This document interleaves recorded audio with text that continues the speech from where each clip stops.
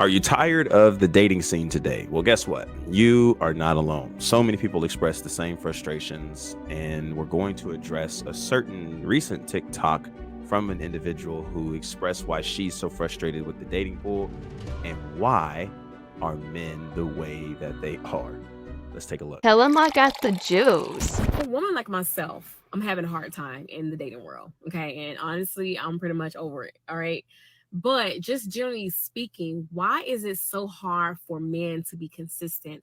Why is it so hard for men to lead? Why is it so hard for men to put in effort? Why is it so easy for men to just let you go? Why do a woman have to lead? Why do a woman have to tell you how to pursue her? Why, like, I just, can somebody answer? Because I'm at a point where I'm about to get some cats and some dogs and be sneezing like crazy. Because I just want to know, like, why do men not put in work nowadays? This is crazy. So I'm sure you're probably thinking, well, maybe he's not in. No, these men be at your neck. No, these men be at my neck right here, right there. They be right there. And when you finally get them a little chance, I'm like, what is this? Why am I wasting my time? And it's like, these be the same men hollering about the women. It's hard on both sides. Don't get it twisted. But for a woman like myself, I'm the prize. I have a lot to bring to the table. I am nurturing. Y'all be wanting that. But it's like, y'all easily just let a good woman go. And a lot of times, majority of times, when she gone, you try to come back and it's too late. Y'all, we gotta do better. Cause I don't know what the hell y'all got going on, but get it together. Like, literally, I'm just so disgusted right now. I'm disgusted at the amount of, like, what's the men we have right now. A lot of y'all be married. A lot of y'all just had a baby 2 weeks ago. A lot of y'all can't leave your baby mamas alone. A lot of y'all are broken. A lot of y'all are broke. Ain't got no money. Ain't got nothing going for yourself. But you want a good, valuable woman. I'm like here to just say an F it. I'm right here to just say F it. At least for now. Just for now. Because I'm burnt out. I'm tired. And I have yet to experience, like, this is real talk. It's like I'm getting closer and closer, but I have not experienced a whole man yet. Okay. So I'm not going to react to the whole video because she does have some thoughts at the end. Hey, it's not that I expect you to be perfect, all that kind of stuff. No man's perfect, but she's just looking for somebody who apparently is and has some pure intentions, has some direction, and wants to be somewhere. And I'm sure there's so many of you that can experience this. I mean, this is literally very relatable, apparently, to this comment section. Woo child. I don't know if there's enough characters allowed for any of us to really answer this question truthfully. I'm tired too. It's not going to get any better. Yes, yes, amen. Not sneezing. There's so many people who are. I'm waiting on these answers too. Some say podcasts. I don't know. It's so aggravating. Like, yeah. So there's so many people who can relate to this. And maybe you can too, whether you are a believer or not. And I think there's a few things I want to address if you find yourself in a familiar space as this. Number one is to manage your expectations. Okay. I think it's very important. I don't know this lady. I've never met her in my life. I don't know. I don't know her story, but I think it's important to manage your expectations. What are you expecting? You have a list together. If you have all these thoughts of how you want this one man you want to experience this life with to be, who is he? What does he do? Where is he going? All these kinds of things.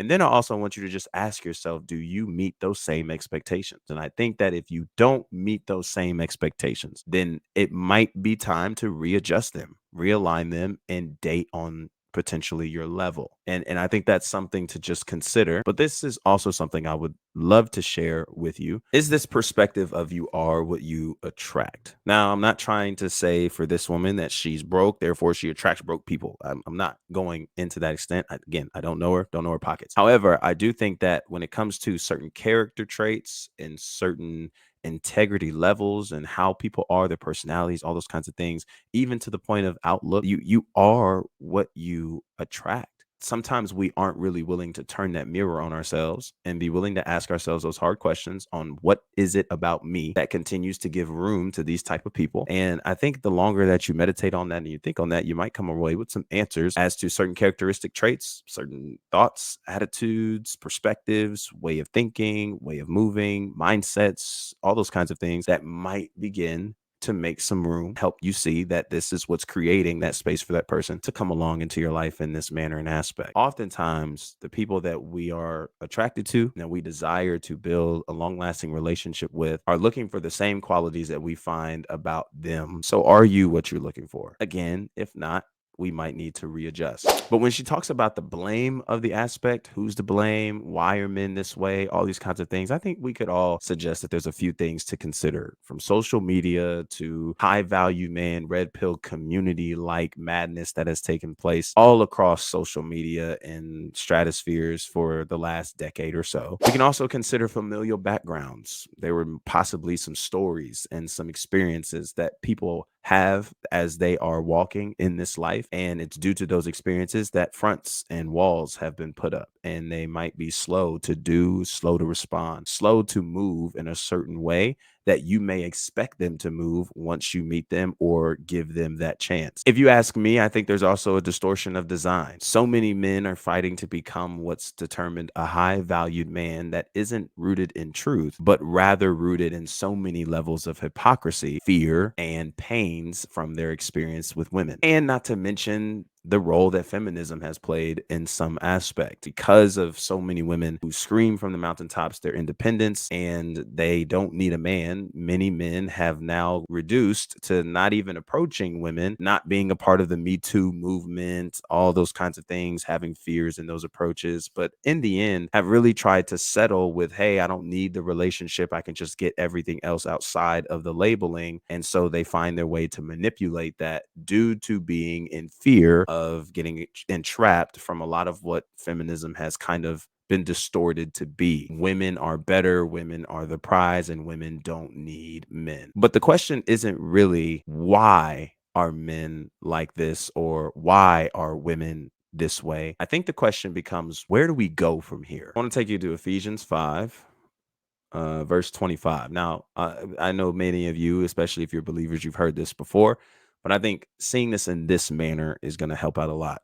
Husbands, love your wives just as Christ loved the church and gave himself up for her to make her holy, cleansing her by the washing with water through the word, and to present her to himself as a radiant church without stain or wrinkle or any other blemish, but holy and blameless. And so this entire scripture is typically used to describe the role of the husband and wife, right? Of course, verses prior, we learned about submission and we learned about all those things in greater detail, as it's all a representation of Christ and his relationship to the church. But this is the bigger picture that I want you to see in this text that I hope can shine some light on this. Through the writing of Paul here, there's an acknowledgement that Jesus is working with a bride that is a work in progress. The church is not perfect. Matter of fact, the church won't be considered whole and perfect without spot or wrinkle until Christ's second coming. But in the meantime, what is the church? The church is imperfect. The church is made up of imperfect people. The church is in progress and process to becoming the bride that Jesus will receive, that is to be presented as a radiant church without stain or wrinkle or any other blemish, but holy and blameless. What's the point? The relationship that Jesus has with the church is in progress, much like the very wife that a husband is to love will be in progress, and vice versa. The husband that the wife respects is in progress. So I'm ultimately telling you is that no matter who you encounter in this life, you're going to catch somebody that's in progress. And I think that for us to expect to have a relationship earthly that is better than the relationship Jesus has with the church, his bride, as a believer, I think our expectations are out of this world and unrealistic to say the least. We're going to be in progress. We're going to catch others who are in process and progress.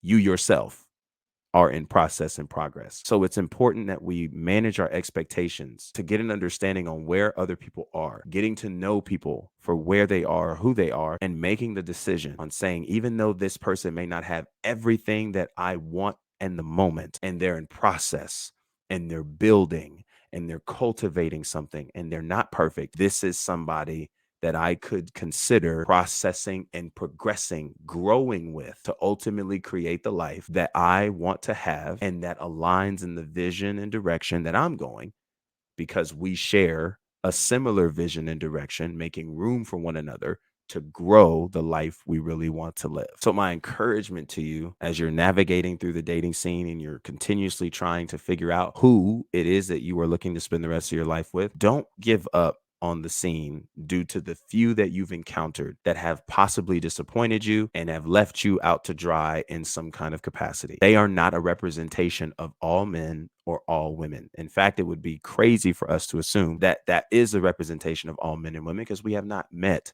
7.9 billion people, who is the entirety of Earth's population. So instead of zooming in on all the lack and all the missing things and all the struggles, let's zoom out of that and zoom into abundance. Let's zoom into setting the temperature of the life and character that we want to walk out. And by doing that, attracting the people who can contain and have the capacity for the character and life that we're walking out, matching theirs, creating a harmonized relationship with that individual. They're in process, you're in process, we're all in process. And it's about choosing the process that you want to commit to, that is able to cultivate the life you're ultimately looking for, that is carried by matching values, similar vision, dream, and direction for your life, being able to connect and grow as one. I appreciate you guys tuning into this video. If you like this kind of content, be sure to subscribe, like this video, share it with a friend who also may be kind of wondering why the dating pool is what it is.